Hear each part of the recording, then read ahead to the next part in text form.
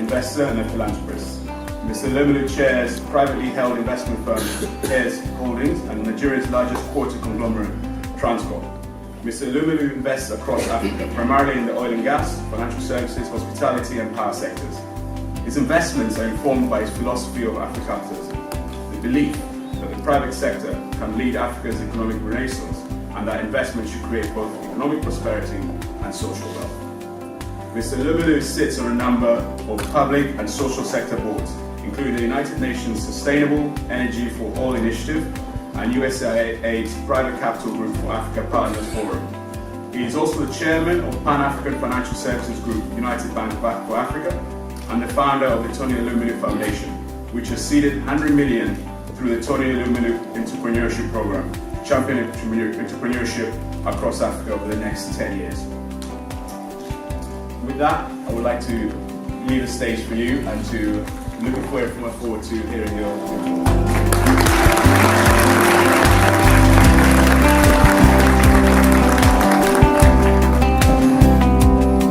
Good evening, ladies and gentlemen.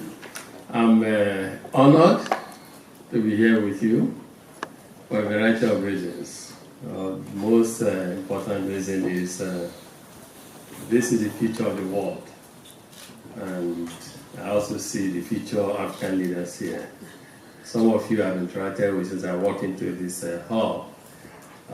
Some I know from before, and some have connected with one or the other. And I believe, as you do, that no one but us will develop Africa. No love of Africa will help to change or address our challenges. We have to do it ourselves. And I want to say, being here, organizing this kind of event, assembling the kind of people you've assembled here, is an indication of the fact that we take the renaissance of Africa, the development of Africa, the addressing of our challenges very seriously, and I want to congratulate you all. I also want to thank Professor and where's my friend I was here. Yes. Also, you know I'm looking for you. Where are you?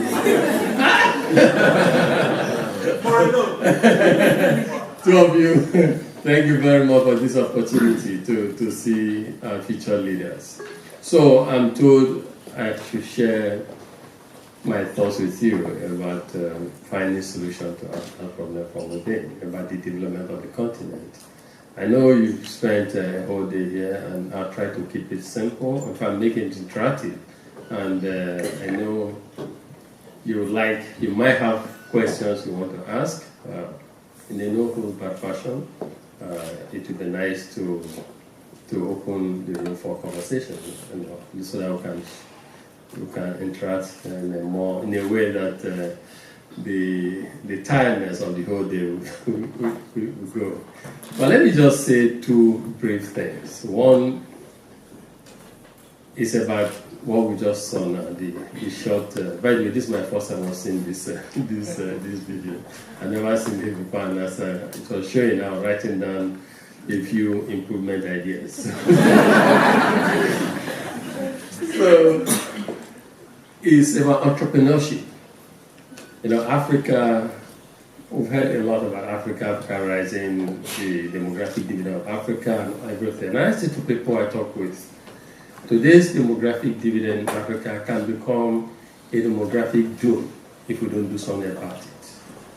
If Africa must create 10 million jobs every year between now and 2030, if we must deal and convert our demographic dividend quote or boom, or dividend to a demographic boom, if we don't do that, we'll be creating problems for the entire continent, for the world at large. And so it becomes and behoves on every one of us to deal with the issue of job creation, the issue of developing Africa. You cannot talk of an all-inclusive development or growth of Africa without dealing with the issue of job, which will keep our youth fully engaged. What you saw about the Tony Elumelu Entrepreneurship Program is our own little way of addressing this issue of job or unemployment situation in Africa. It's our own little way of helping to drive the development of Africa from within. So in a way, it is Africa's solution to Africa's challenges. We realize that, and you all know this better than I do, that governments don't create jobs. They don't have the capacity, even though the intent and the willingness is there. But they can never create enough jobs for our people. Globally, SMEs create jobs. They drive, they're the engine of growth for economies. And that is what it is everywhere. That's what has to help us in Africa. And so for every entrepreneur on the continent that will assist with deep support to create jobs for himself first, and also create jobs for a few other people, then we are playing our own role in helping to address the issue of sustainable and genuine development of Africa from within. As you all live here and return, hopefully, to Africa, you should, see how you play your own role there by getting employed, or by actually becoming entrepreneurs too, or by supporting entrepreneurs like others have been doing, like Osno Kerry and others do on the continent. The second point I want to talk about is the philosophy again talked about here of Afro-capitalism. So if we backtrack or go back in history, there was a time some of us, young as we were then, Patrick and one and I were in the car now, we're not talking about half time has passed. I know how you don't know you're getting old until you see things, you see, they say, wow, you're actually getting old. And so in 1997, some of us came together and acquired a distressed financial institution.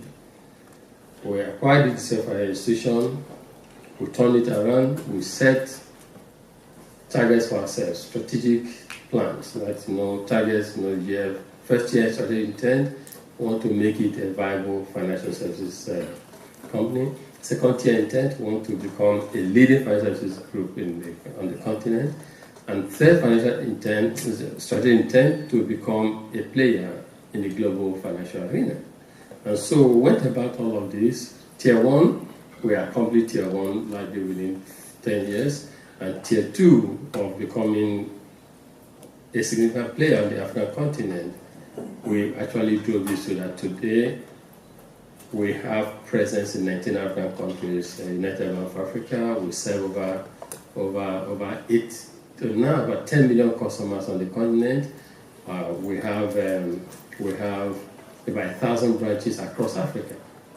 And so then the third tier intent of, again, having presence on the global scene, I would say we have presence in Paris, in London, and we today are the only bank that operates in that, only African bank, all of Africa, that operates in US or regulated by the OCC in US. We operate in New York, here, Rockefeller, 57 Rockefeller Plaza.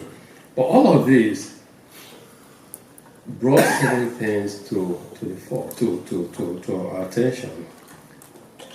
That what started a little investment in 1997 today has done a lot. Okay, it's created wealth for us and for people who have been involved in this. It's created significant wealth for shareholders. We have over 300,000 shareholders, public company, in this business alone.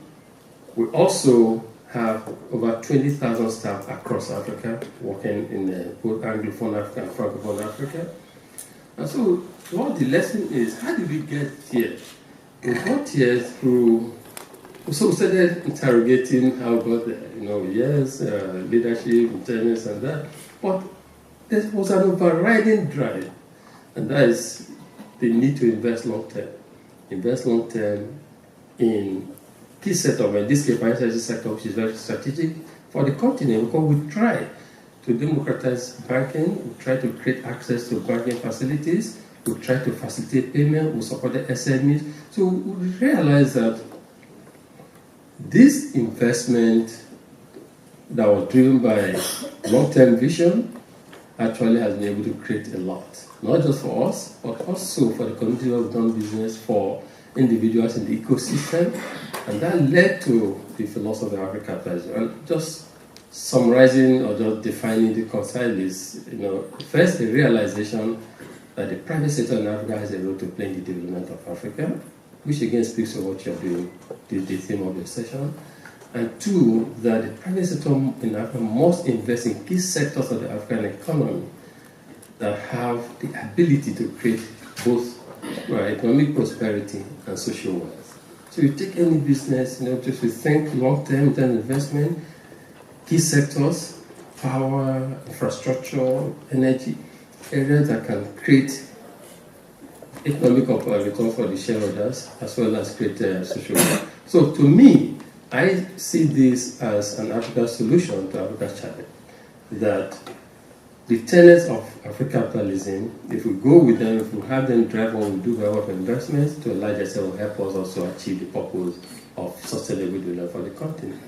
We believe that first, no one but us develop the continent. We believe too that we need to invest in long-term key sectors. For a long time, Africa has been an extractive site. We just have commodities, raw materials, and we ship this and we import them back in finished form.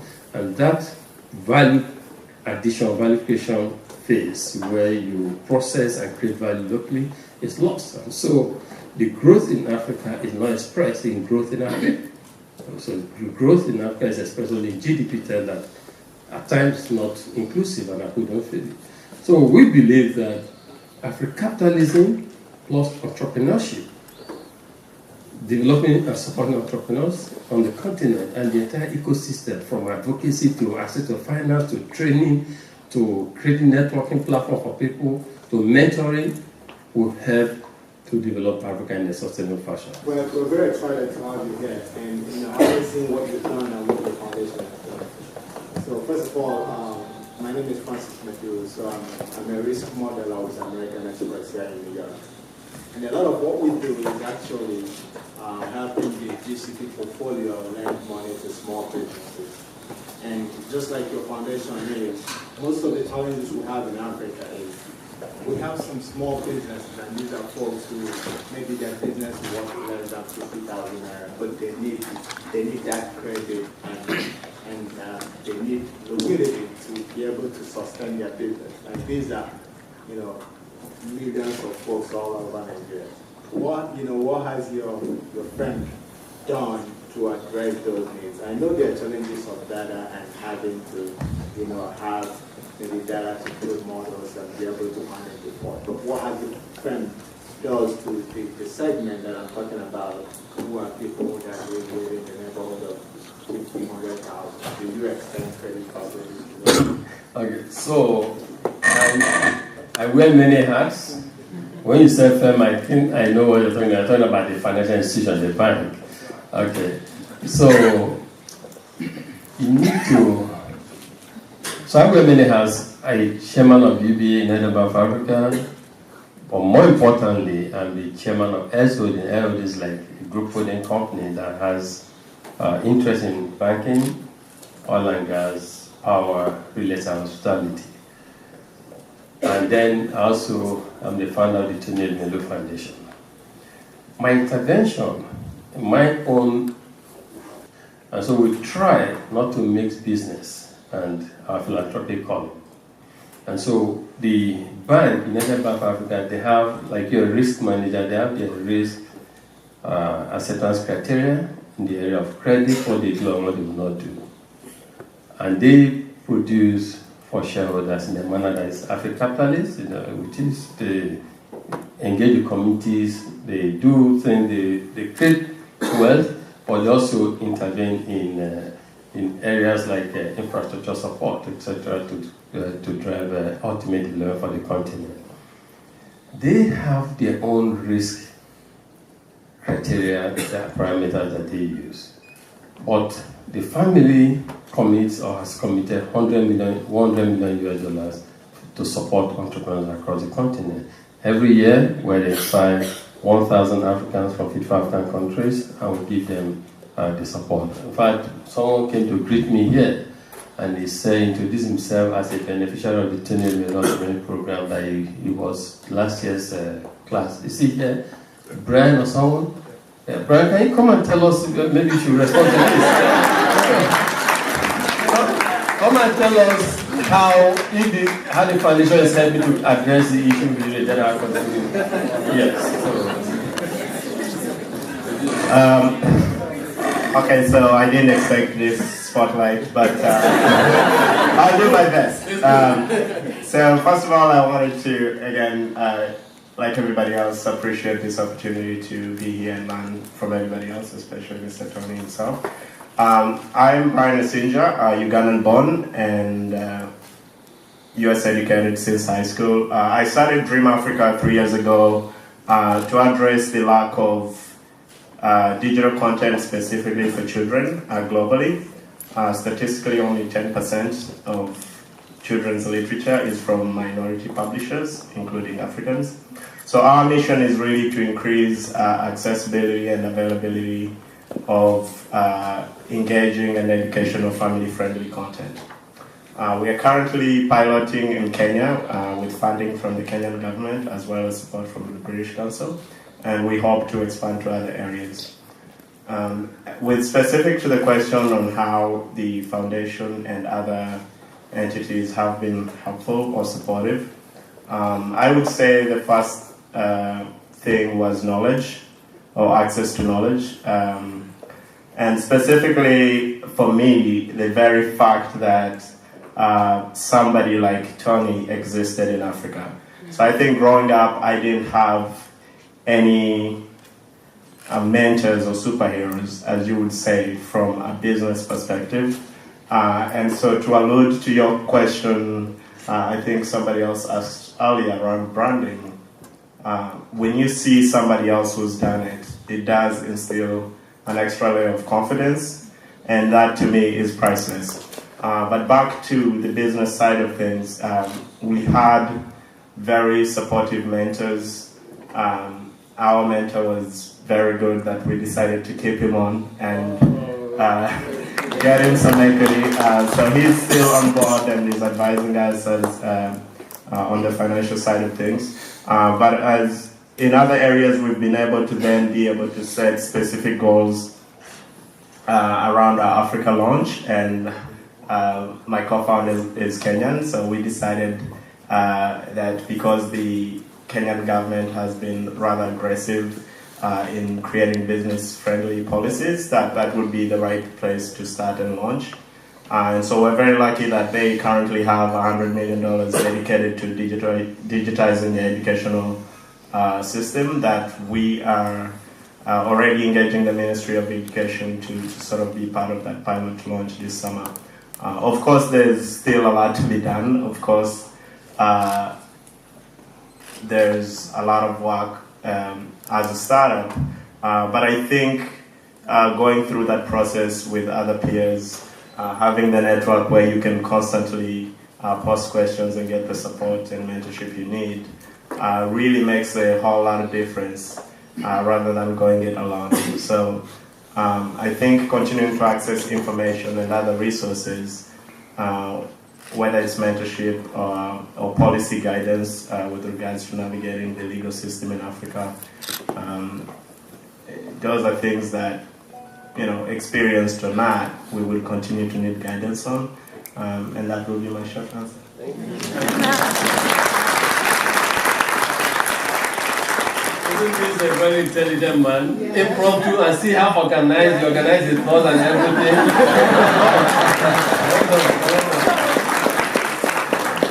So when you hear that Africa is rising, say yes, Africa is rising. So why would people like this? You know, and so for me, the satisfaction of the Tony Elumelu Entrepreneurship Program, you know, to have, so last year we have 1,000 people like him in Africa. This year we have another 1,000 people like him in Africa, and see what he's talking about, what they're doing, what they want to do. That, in my viewpoint, is catalytic, and that, in my viewpoint, is truly finding an African solution to African challenges or African development issues.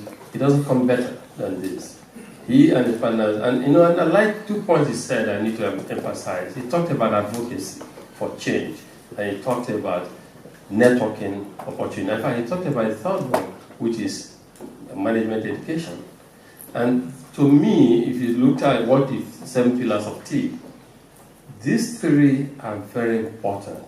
And he didn't talk about capital, that they come money. Yes, I believe it's applicated, but that's not even as important as these other ones. Because if you have a good idea, well, if it's proved very well, money will come. But you need to have a good idea. You have to know how to prepare your statement of accounts, leadership issues, like the question our young lady asked here, business challenges, etc. And as he said also, the fact that in your local environment or in Africa, because you're growing up, at times you think you don't have successful business models in Africa or role models in Africa. See people from the same circumstances, the same environment, same challenges succeed. It's even enough push for you to also succeed in life. And I say to people, if someone like me can do it, you can even do a lot better, and even this is better today. So let's talk about the 3 things. The networking platform, you have 1,000 entrepreneurs from across Africa. There's a network, a system where all of you can key in, you can ask questions, you can talk to people, they can get back to you. It's wonderful. You build your own network. And so talking about integrating Africa, that is a way to integrate the continent. Talk about mentoring. He talked about mentors, even that the mentors, because we have 400 mentors, and please I open this up to you all. If you want to be a mentor, if you visit the website, the Tony Elumelu website, there'll be opportunity to register, enroll, and we will screen, etc., talk with you, and take it from there. Because the African entrepreneurs and entrepreneurs world over need mentors. They need people who have been there, who have seen it all, to share ideas and talk with them. So that he talked about. I talked about networking, mentorship, and only business education we talked about. So very, very important. But just to say that I got to realize through my own life experience and journey that the best thing you can do for someone is to make someone a fisherman and not necessarily to feed people. And that's why in our philanthropy giving, because at some point in life you begin to think of legacy, you begin to think of positive impact, enduring impact. How do you want to be remembered? And I have also said to my friends, and to everyone, that before now, people used to be measured by how much they have in their bank accounts. In today's world, and going forward, no one cares about how much you have in your bank account. It's about the impact and the legacy that you leave behind that's important. And so when you sit down and begin to think of this, you tell yourself, how do I want to be remembered? I mean, you don't know how excited I am to see Chris, to see Brad, people I never knew met in my life like this. And just think of 10,000 of them, like God's will in 10 years' time. It doesn't get any better. You don't get any greater satisfaction than this. So the message is, we should think long term in our investments, and we should think about legacy. These two are extremely important for mankind. Thank you very much.